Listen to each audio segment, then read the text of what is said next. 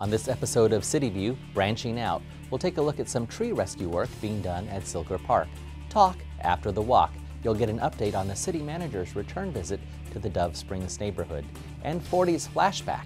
It's a sneak peek at a slice of Austin history.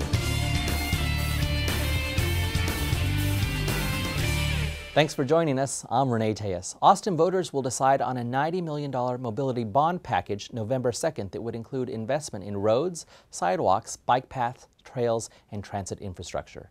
The proposal includes both short-term transportation projects and long-term design and engineering projects. To vote November 2nd, you must register by October 4th. Early voting is October 18th through the 29th. For the latest information on the mobility bond election, check cityofaustin.org. The misuse and improper disposal of expired and unwanted prescription drugs is a growing problem in our country. It's an issue that's affecting children, teens, and adults, as well as potentially our water supply. The City of Austin is teaming up with the Drug Enforcement Administration and other area agencies on September 25th to provide a chance to safely rid medicine cabinets of this growing pill epidemic. Prescription drug abuse has become an epidemic in the United States. The National Take Back Initiative is a coordinated program by local, state, and federal agencies that assists the public in the proper disposal of prescription drugs. It's an anonymous program whereby, no questions asked, they can dump any type of prescription drugs or even over-the-counter drugs that have expired into these containers. The importance of this program is twofold. One is to get the unwanted and expired prescription drugs out of our medicine cabinets. Therefore, it allows the public the opportunity to remove them from their medicine cabinets and do it properly, not flushing them down the toilet, not throwing them in the landfills. This allows us to keep them out of the environment. The illicit abuse of prescription drugs has increased 400% in the United States. There are 33,000 people that die every year in the United States from abuse and from overdoses of prescription drugs. More kids from the age of 12 and above use prescription drugs for the first time than they do marijuana. We will have 5 locations where the public can actually dispose of their unwanted prescription drugs. The primary one in Austin is the Cornerstone Church, located at 1101 Rainley.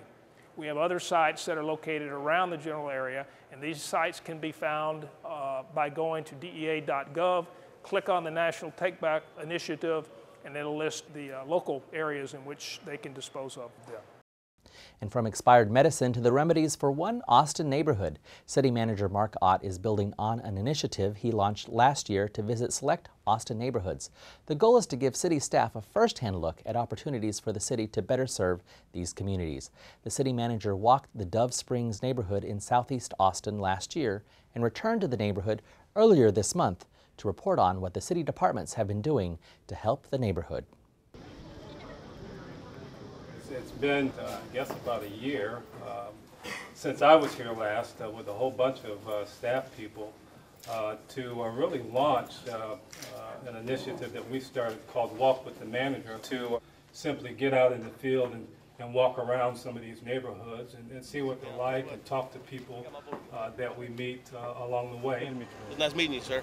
Take care of yourself. Dove Springs was the first part of our city that I had the privilege and pleasure of walking around in, and there are all kinds of challenges, notwithstanding the many good things about Dove Springs. But folks talk to us about things like cars being parked in yards when they shouldn't be. We heard some about crime in the neighborhood, and you can see we have a number of police officers here. We heard about some infrastructure challenges, such as insufficient street lighting, trouble some of our kids were having getting to school safely. We have a program called Safe Pathways to our schools, but we know and we learned when we were here that there's some challenges in Dove Springs in that regard. We heard about traffic, particularly in terms of speed, people driving faster than they should, and just general traffic control, which is always a challenging issue. And of course, we heard about litter. We not only heard about it, but we saw it. You'll find that we've made some progress on all of those issues. They're not all complete, but we continue to be focused on them, and we're going to get them done. And I'm reassured about our ability to address them simply by the turnout here this evening. What it tells me is that we have a lot of interested Austinites who live right here in Dove Springs who only want the best for their neighborhoods and for the kids and the families that live here. And I want you to know that we're committed to that too, and that's why we're back. People need to know that when somebody asks the questions, what can we do to help, that they're really listening and that they do follow up. So there's new hope that we have a city manager that not only walked the streets, We'll be back, but was serious about doing follow-through. And so tonight is a celebration because we're seeing that things have been done. Not everything, but it's a very good start. You may see the city manager walking through your neighborhood. The manager and his team are in the process of planning future neighborhood walks. And now to walk us through the latest council actions, it's time for an update with Larry Schooler. Thefts of copper and other recyclable metals are on the rise as the price of those items increases. So the Austin City Council has approved an ordinance that gives police a way to better investigate theft cases and strengthen enforcement. The ordinance will not affect the way you can sell scrap metal, but it will require that metal recyclers get permits and air conditioning professionals be licensed to sell AC units or components which are often stolen. Also, no outside metal recycling business can drive into Austin and purchase recycled materials without a permit from the city. There's more information on item 28 from the August 26th council meeting agenda, which is available at the city's website under City Government. The City Council is also taking a look at utility rates. Council has awarded contracts for a rate study for Austin Energy. Once the study is complete, Council is expected to approve new electric rates in September of 2012. The rates would affect residential, commercial, and industrial customers. Meanwhile, Council voted to renew a contract that provides customers with an online energy audit. Once an Austin Energy customer enters their home or business data, the online tool helps customers identify how they're using energy and how they can reduce energy consumption and their energy bill. You can find the tool online at austinenergy.com, then click Energy Efficiency and look under Tools and Tips. And Council voted to nominate Samsung Semiconductor as a triple jumbo enterprise project. It's a special designation from the state of Texas that would make Samsung eligible for state tax rebates and refunds. Council determined Samsung deserved that designation because it's planning to expand its facility in Northeast Austin. Samsung is investing $3.6 billion in the project. In all, Council considered 90 items at its August 26th meeting. Its next regularly scheduled meeting is September 23rd. For CityView, I'm Larry Schooler. Thanks, Larry. And know that Council is hitting the road. The next regular City Council meeting will be held September 30th at the George Washington Carver Museum and Cultural Center. That's located at 1165 Angelina Street. This meeting is being held off-site to bring the public process of city government closer to different areas of Austin. The City of Austin Housing Department celebrated with residents of a new subdivision called Solutions-Oriented Living, also known as SOL. This community is a great example of the City of Austin partnering with the private sector to create not only affordable housing, but also very sustainable buildings. We've essentially partnered with the city on this project as we have on projects in the past. The project is a smart housing project. This subdivision will be a catalyst for many more throughout the city, and it started in East Austin. Every house in this 40-home community is very modern in style, and so there's a lot of interesting modern elements which include higher ceilings, windows up higher. We've done a lot in the way of passive solar design to mesh with the environment. We've created a formula for net zero energy usage, which includes a 5-star Austin Energy green-built home, solar arrays, and in some cases, geothermal heating and cooling system. So by net zero, I mean that the homes over a year's time will average zero in energy costs. The response has been pretty outstanding. I think they're pretty wowed by the design of the homes and by having a whole community of homes of this design. There's some really fun people living here now, so it's becoming a community. This is our first home. Lovely house. This is our first home, and we're engaged. And Yes. I saw in the American Statesman an article with Chris Krager, who developed the houses. Just loved the whole idea of the houses and the neighborhood, and I wanted to get in on it. I went to the website and they directed me to Mark Rogers, and he helped us with funding and walked us through the whole program. And we're here. I don't think you're going to find a community of very modern homes that are all sustainably built to the 5-star Austin Energy level anywhere else in this town. For more information about neighborhood housing and community development projects, call 974-3100 or visit cityofboston.org/housing.